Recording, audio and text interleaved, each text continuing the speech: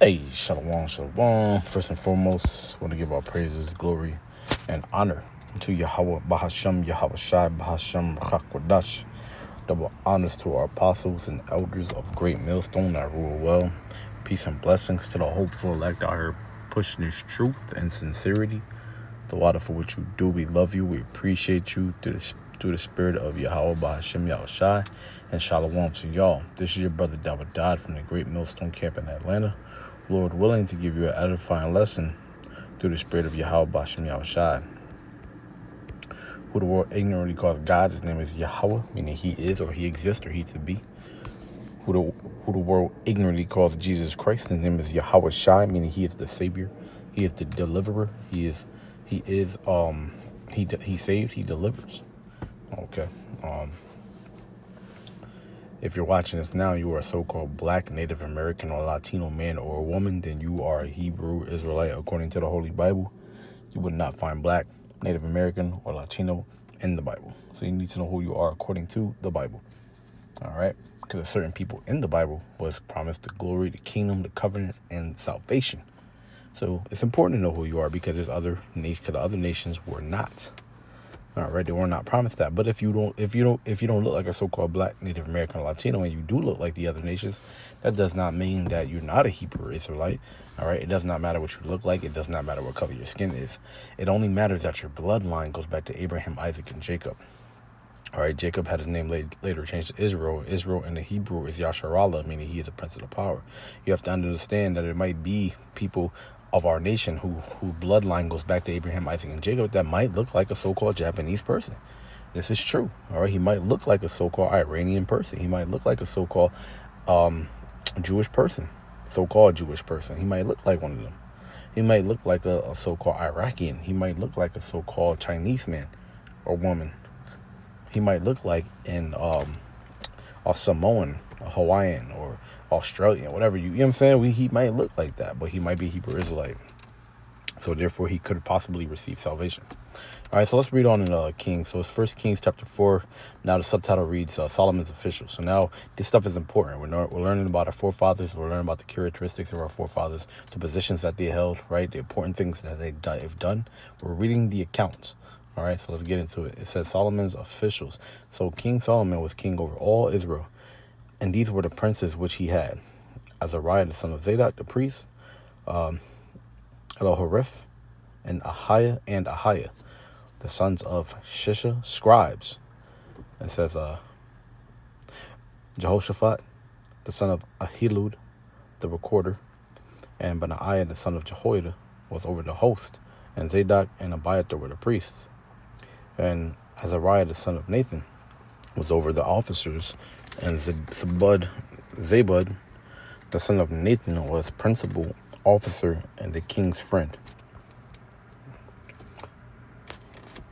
And Ahishar was over the household, and Adoniram, the son of Abda, was over the tribute.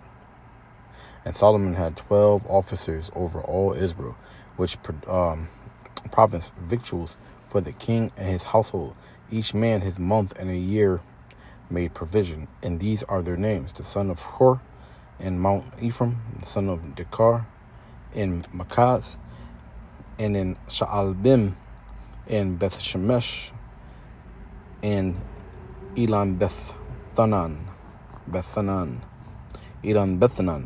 son of Hesed, and Arubath. To him pertained Sokoh and all the land of Hefer, the son of Abinadab, and all the region of Dor, which had Taphath, the daughter of Solomon, to wife. Yeah, man, there's a history of our forefathers, man. You see? It says, Ba'anah, the son of Ahilud, to him pertained Ta'anak and Megiddo, and all Beth-Shean, which is by Zartana, beneath Jezreel, from Beth-Shean to Abel-Mahola, Salaki, even unto the place that is beyond Jokneam, the son of Geber, and Ramoth Gilead. To him pertained the towns of Jair, the son of Manasseh, which are in Gilead. To him also pertained the region of Argob, which is in Bashan, 80 great cities with walls and brazen bars. Ahinadab, the son of Edo, had Mahanaim. It says Ahimaaz was in Naphtali. He also took Basmath, the daughter of Solomon, to wife. Ba'anah, the son of Hushai, was in Asher and in Alath. Jehoshaphat, the son of Peruah, and in Issachar. Shemaiah, the son of Elah, in Benjamin. Eber, the son of Uri, was in the country of Gilead, and the country of Sihon, king of the Amorites, and of Og, king of Bashan. And he was the only officer which was in the land. Solomon's power, wealth, and wisdom. Judah and Israel were many as the sand, which is by the sea, in multitude, eating and drinking and making merry. And Solomon reigned over all kingdoms, from the river unto the land of the Philistines, and unto the border of Egypt. They brought presents and served Solomon all the days of his life. And Solomon's provision for one day was 30 measures of fine flour, and 80 measures of meal, 10 fat oxen, and 20 oxen out of the pastures, and 100 sheep besides harts, and roebucks, and foal deer, and fatted fowl. For he had dominion over all the region on this side the river, from Tifsah even to Azah, over all the kings on this side the river, and he had peace on all sides round about him. And Judah and Israel dwelt safely, every man under his vine and under his fig tree, from Dan even to Beersheba, all the days of Solomon. And Solomon had 40,000 stalls of horses for his chariots, and 12,000 horsemen. And those officers provided victuals. Salaki, it says, and those officers provided victual for King Solomon, and for all that came unto King Solomon's table. Every man in his month, they lacked nothing. Barley also and straw for the horses and dromedaries brought they unto the place where the officers were, every man according to his charge. And Yahweh gave Solomon wisdom and understanding exceeding much, and largeness of heart, even as the sand that is on the seashore. And Solomon's wisdom excelled the wisdom of all the children of the east country, and all the wisdom of Egypt. For he was wiser than all men, than Ethan the Ezrahite, and Heman, and Calcol, and Darda, the sons of Mahol. And his fame was in all nations round about.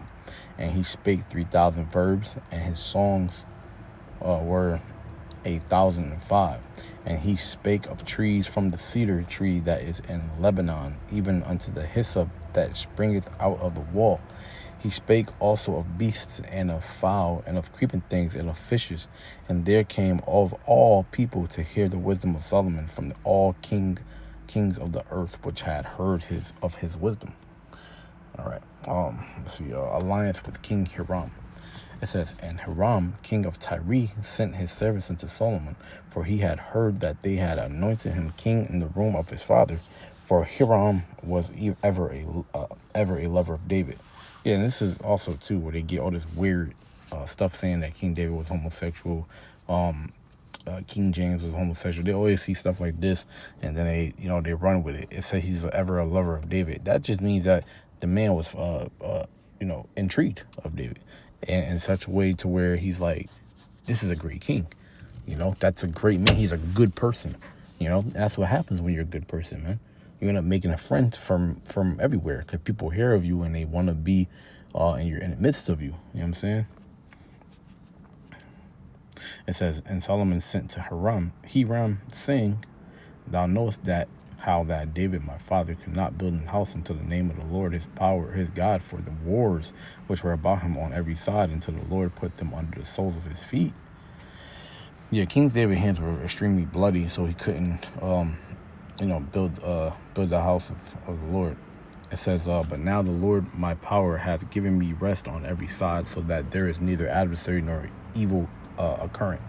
And behold, I purpose to build an house unto the name of the Lord Yahweh Bashim Yahushai, my God, as the Lord Yahweh Bashim Yahushai speaking to David my father, saying, thy son whom I will set upon thy throne in thy room, he shall build an house unto my name. Now therefore command thou that they hew me cedar trees out of Lebanon, and my servants shall be with thy servants. And unto thee will I give hire for thy servants according to all that thou shalt appoint. For thou knowest that there is not among us any that can skill to hew timber like unto the Sidonians. And it came to pass, when Hiram heard the words of Solomon, that he rejoiced gratefully. He rejoiced greatly and said, Blessed be the Lord Yahweh Bashim Yahshai this day, which hath given unto David a wise son over this great people. And Hiram sent to Solomon, saying, I have considered the things which thou sentest to me for, and I will do all thy desire concerning timber of cedar, and concerning timber of fir. My servants shall bring them down from Lebanon unto the sea, and I will convey them by sea and floats until the place that thou shalt appoint me, and will cause them to be discharged there, and thou shalt deceive them, and thou shalt receive them, and thou shalt accomplish my desire in giving food from my household. So Hiram gave Solomon cedar trees and fir trees according to all his desire, and Solomon gave Hiram 20,000 measures of wheat for food to his household, and 20 measures of pure oil. Thus gave Solomon to Hiram year by year. And the Lord gave Solomon wisdom as he promised him. And there was peace between Hiram and Solomon, and they two made a league together. Conscription of laborers. It says, and King Solomon raised a levy out of all Israel, and the levy was 30,000 men. And he sent them to Lebanon, 10,000 a month by courses. A month they were in Lebanon, and 2 months at home. And Adoniram was over the levy. And Solomon had 70,000 that bare burdens, and fourscore thousand hewers and mountains, beside the chief of Solomon's officers, which were over the work, 3,300, which rule over the people that wrought in the work. And the king commanded, and they bought great stones, costly stones, and hewed stones to lay the foundation of the house.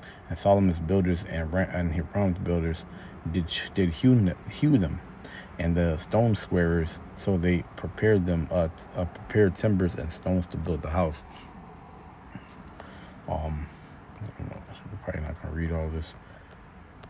It's not a lot, but I do gotta get in the house and take care of these kids and get all that and go to sleep. Little one, I can wake up early and just do another one tomorrow. Leading off into Kings chapter 6, 1 Kings chapter 6.